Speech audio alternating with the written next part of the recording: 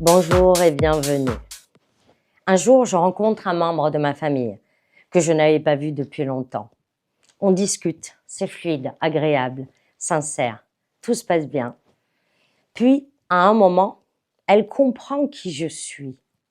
Elle fait le lien avec un membre de ma famille. Et là, tout bascule. Le visage se fige, le ton change, le comportement se ferme. Puis, elle s'esquive. J'ai observé ce mécanisme une grande partie de ma vie, parce que je savais pertinemment que je pratiquais. La médisance, peindre des portraits déformés à travers le prisme de ses propres projections, de ses récits, de son inconscience. Et pourtant, malgré les années, je n'ai presque jamais vu quelqu'un faire la démarche inverse, si ce n'est pas du tout. Venir me voir directement, me regarder dans les yeux pour échanger réellement, pour éclaircir, pour comprendre, pour vérifier. Personne n'a fait cela.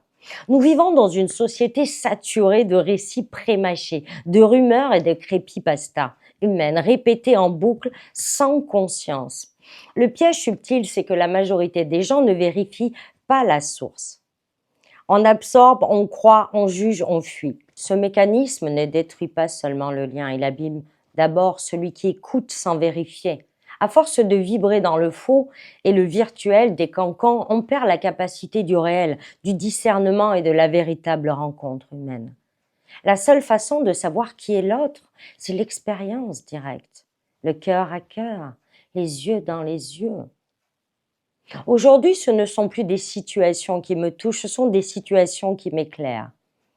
Elles trient naturellement les relations prêtes pour la maturité relationnelle, de celles qui préfèrent le confort des illusions.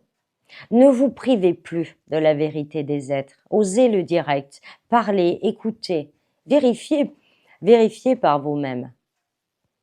Peut-être avez-vous eu déjà le courage de déconstruire un récit pour aller découvrir la vraie personne derrière la rumeur. À bientôt.